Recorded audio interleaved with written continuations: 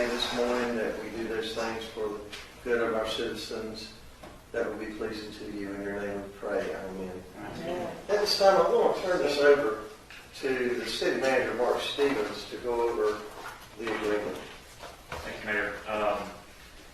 One item of business today, and this is for us to consider entering into an agreement or negotiating an agreement with MetroNet for fiber services with the city. We've been talking with them for a while now. We've gotten pretty darn close with this agreement, which I forwarded to all of y'all. I forwarded it to Brenda. She sent it to all of y'all this weekend for you to review. You have it in front of you today. Essentially, this agreement basically lays out for us, it outlines our responsibilities, and there's nothing really legally binding to the agreement in and of itself. It's really more of an understanding due to some issues that MetroNet has had in the past, some of its previous locations that it's worked in with regards to working with cities through their permitting processes and the understandings and so forth and so on, with expectations of city staff and then some expectations of MetroNet, what they're willing to offer. Just some highlights of it, and I'm sure all of y'all have read and looked through this, but there's some example drawings in here that show like what some of the easements, some of the plans that they will be submitting for permit approval processes. And what they're looking for is, because it's such a mass scale project that will be implemented, they want to be able to submit large plans that can be implemented at one time. We're talking like maybe 500 lots in a subdivision at one time, so that they can go ahead and run this system from some of the trunk lines that may be run through our system or some of the main lines, and then distribute into these neighborhoods without having to go piece by piece by piece, individually permitting through all of these. They have also provided for us several free connections, 5 free connections to the city. One of those being Stanley White Recreation Center. We have no real legal authority to ask for, but they have offered those as part of their understanding here that we have in this agreement. We have not determined exactly where we want to utilize those 5 locations, but I'm sure we will find one. I know Mr. Ruggieri has already requested one of his for a site there on First Street specifically. And it's a good thing for the redevelopment commission. So we'll see where we want to potentially utilize these 5 sites that they've offered with that. Essentially, we as a city, we really have no ability to bargain with them per se. They can actually come in without this agreement and do this work, just like Suddenlink, just like any other utility can throughout North Carolina. They can come into our network and install the stuff in our rights of ways. They have every right to do so. We do not have franchise agreement authority anymore. That was taken by the state some time back. However, this is MetroNet wanting to extend their hand, saying we want to come to your community. We're interested in providing fiber services here in New Bern, and we want to understand your permitting processes, and we want you to understand where we are and where we're going to be installing and how we intend to work with y'all to implement this throughout your city. So that kind of sums a lot of this up in a nutshell. I'm happy to answer any kind of questions, and if you have a specific question, if you'll refer to the page that I can look at it and read through it, because it's about a 12 pages long. Some of it's maps, but if you got any questions, I'm happy to do so. But before you today, what we're requesting is that the board consider adopting this resolution to allow the city manager to execute this agreement with MetroNet once it is in its complete final form. It's pretty much done now. There's a couple little tweaks that Scott wants to work out with their attorney that are pretty much not a big deal breaker in any reason or anything that the board should be concerned about considering. It's just cleaning up a couple things language-wise that we want to do. So, but I'm happy to answer any questions. Scott's on the phone if you want to ask him. James here as well. We'll open it up to the board this time for any questions. While we're waiting for all those questions, I want to thank the staff, from the very beginning.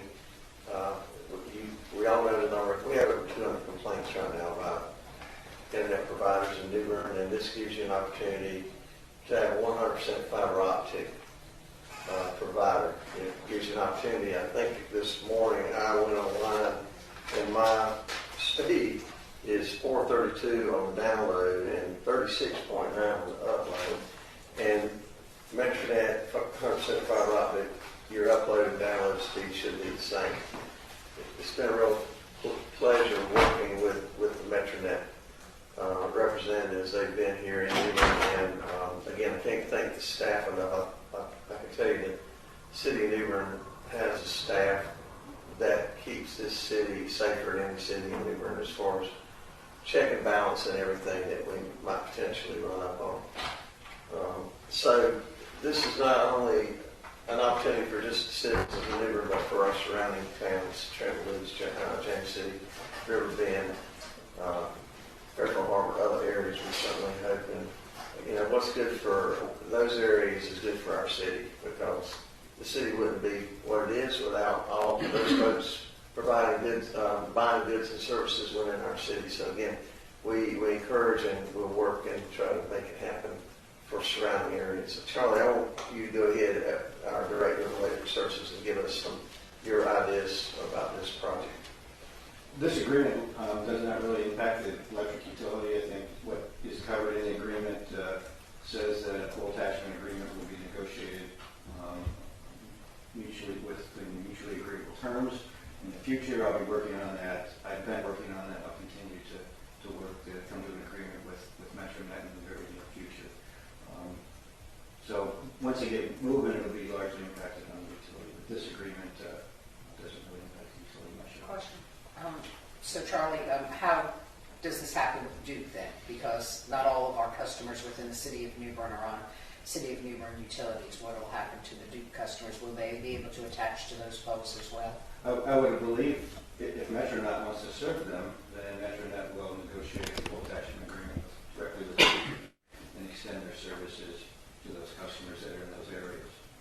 Probably wouldn't prohibit them. So what we're doing, basically, if we're providing utilities, let's say in the Trenton Woods or the Riverbend areas that are outside our incorporated areas, these citizens who are not our tax base are going to get the benefit of what we're doing here, correct? Absolutely, yes. Okay. All our customers. And there's probably quite a lot of questions citizens will be thinking about over the next couple of weeks as they hear about this. One for me is that, when you do a street, just automatically turn that on and start providing, I don't know. Do you wait until the last street has fiber optics and then you turn it on? I don't know. This is such a broad, 30 square miles of New Bern. And Charlie, you have how many electric customers? About 22,000. So, and some of those are outside of the city, but at the same time, quite a few work in progress questions that probably don't have answers at this point. But again, for the future of our city, as we try to get back after COVID, internet connections for educational purposes, for business purposes, for recruiting purposes to bring industry and commercial activity to our city along with housing starts. This is such a win-win for our citizens to be able to have a 100% fiber optic group coming in and wanting to really get involved in our community. All our best. The only concern that I have with it is, and I know it's we can't obligate them to do anything, but the only concern I have is that what is the customer charge is going to be? You're going to start out with one price and then you're going to keep on going up. But I know that's not something we can control, but it's just a concern of mine because we do have a lot of low-income citizens here with children that need internet connection. So that was one of my concerns. And I saw that it will only provide 80%. I'm quite sure right now it's only 80% to the city, but later on it will be expanded out to cover the entire city. Those are again questions. They're market-related questions. Right. But I know that we have, in my talks with Metronet, we stress a relationship with our school system and making sure within Craig County schools that optimal opportunities for educational purposes. We just want to be on top of that game. We want New Bern to be a pinnacle leader in North Carolina of opportunities for our students. Mr. Stevens? Yes, I have a sir. quick question, I'm sorry. Once this agreement is executed, how long before MetroNet will be on site and start to do their installations? Well, I'll answer that.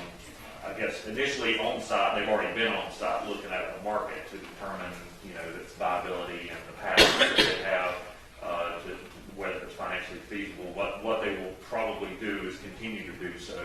I think the way I've understood the folks at MetroNet when they explained it is they develop these rings, and these rings basically capture how many connections and users, passes, you want to call it, they have within those areas and what their service, where the areas are going to focus on, things like that. Then they start developing engineering for it. They submit these plans, very similar to what you see here, with how they plan on implementing these.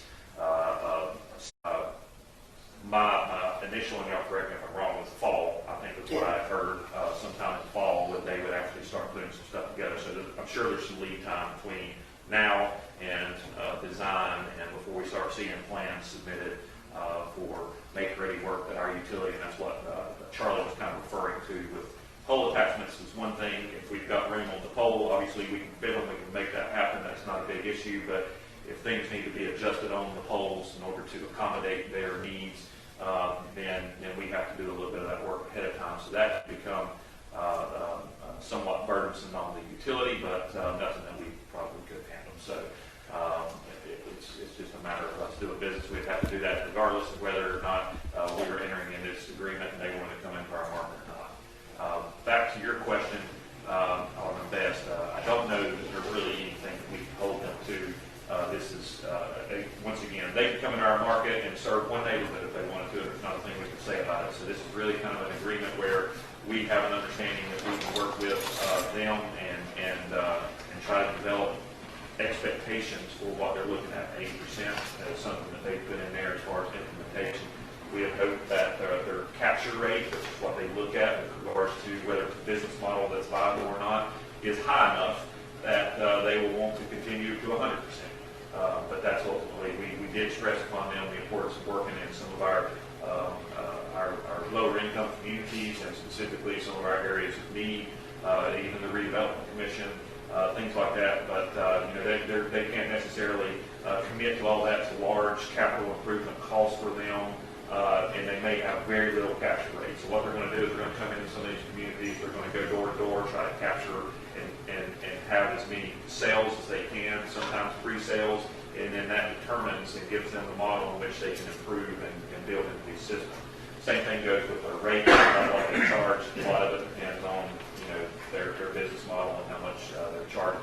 To go into a little detail, just so you know, they're looking at a video service offering of up to 240 channels, 128 of those HD. The IPTV platform also supports the 4K next generation TV stuff that you see on TVs that are being sold in our retail stores. Fiber phone with up to 17 different calling features, fiber internet, 1 gig up, 1 gig down, which is something you don't see around here. Wireless home networking, which they also have. As far as business services, they have a hosted PBX. A lot of the stuff don't ask me what they are, but that's, I can tell you that.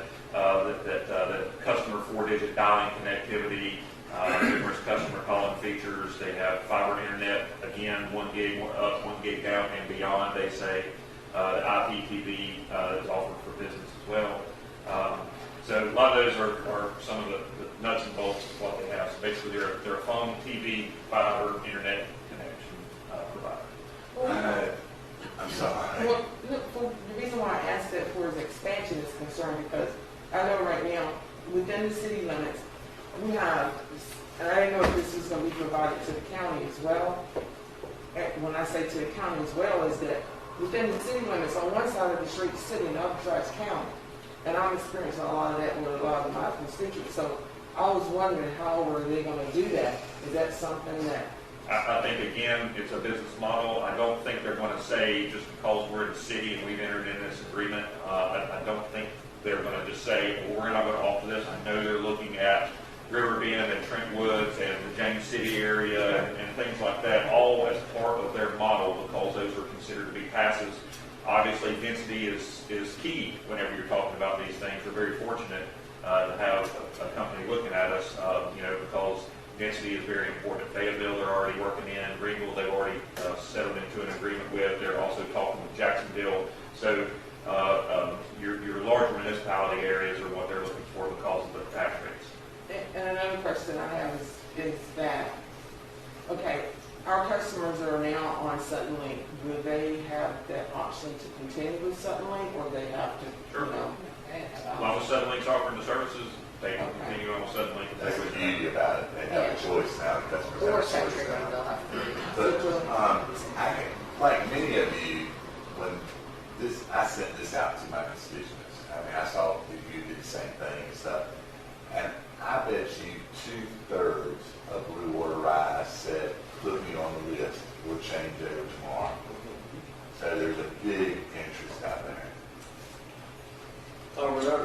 Just two things, Mayor. I'm going to follow up on this. I think the issue that we've had with the escalating costs and the inconsistency that we see from Suddenlink is because they're the only game in town. They're able to do that, but we don't have another choice. This is obviously going to put them in a position where they're going to have to sharpen their pencils per se. They're not going to be able to just continue to arbitrarily go up on the customers without any recourse, because eventually there'll be a choice. I think that's going to take care of itself. Well, excuse me, let me interject something, since you mentioned that, and I went online and looked at this, and it did say that the prices was gonna go up after a certain period of time.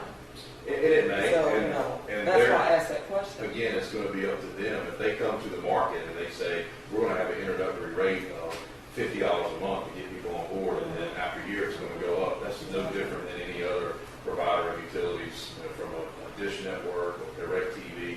But again, they're going to then be working within the constraints of what the market is going to dictate, because I don't think they're going to come in and offer a better service at a lower price and never expect to get a return on that investment. So the other question I had was just one for either Jamie or Scott.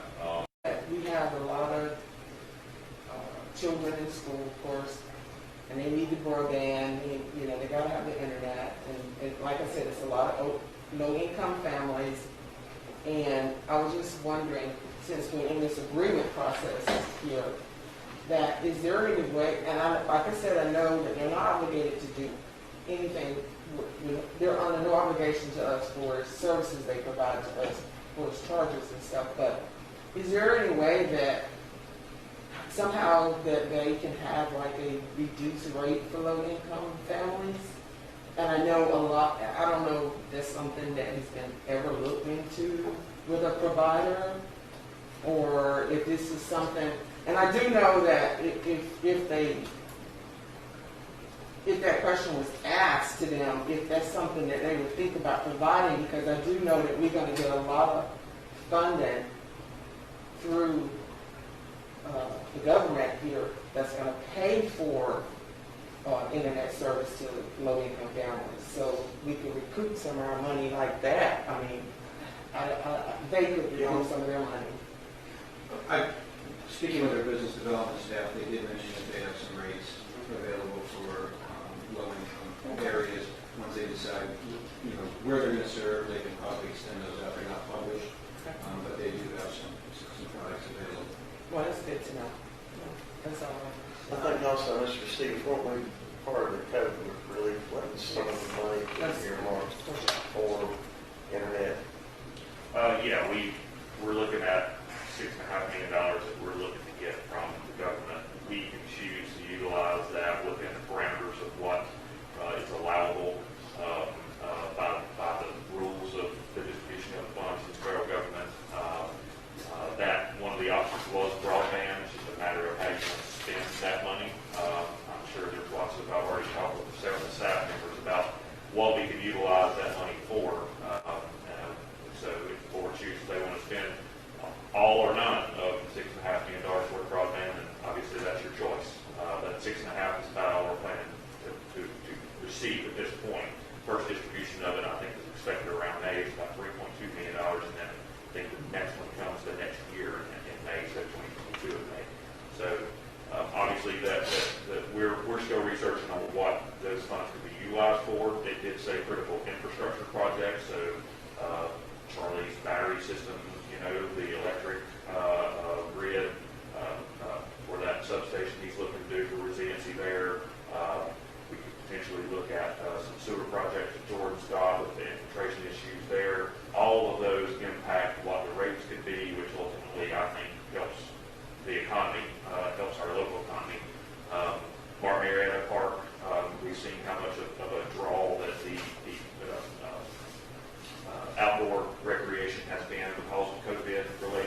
issues, so getting that part up and running.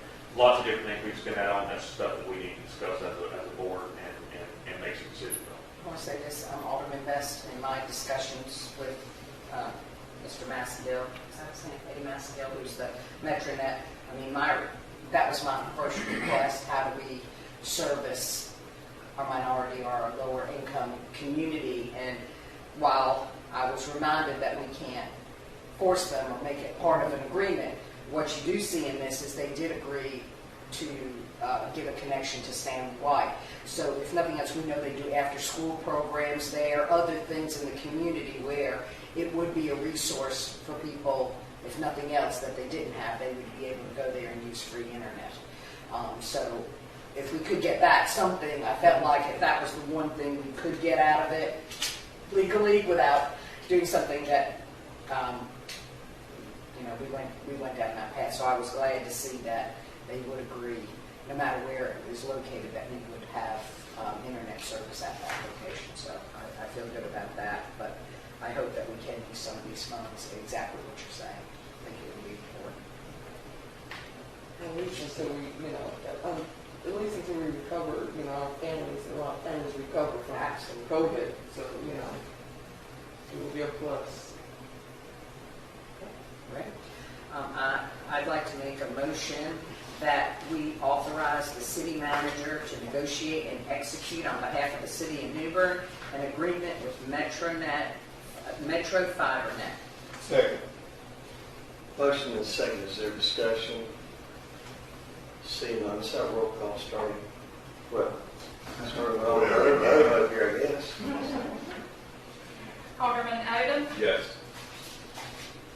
Alderman Kinsey, Yes. Alderman Best, Yes. Alderman Beagle, Yes. Mayor Outlaw, Yes. Alderman Astor, Yes. Alderwoman Harris, Okay. thank you.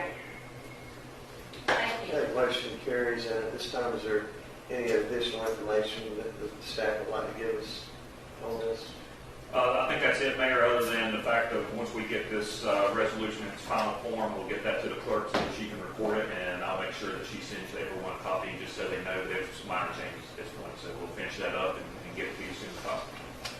And I don't know if the board has any interest, I know staff will do it anyway, probably, but we do want to get as much information out as we receive information. Metronet is best I know, a family-owned business. It's not a trading company of sorts. It's not owned by some company from another country or wherever. So what I know Metronet is they make pretty quick decisions, and they really get involved in the communities they're involved in. And of course, Charlie, Fable they're kind of finishing up Fable, aren't they? I don't know what the percentage of installs they have going, but they're right in the middle of it. Yeah.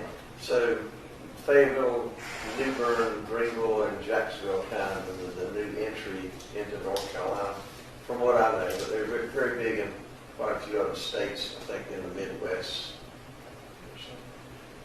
Anything further associated with the call meeting coming for us at this time? Motion to adjourn.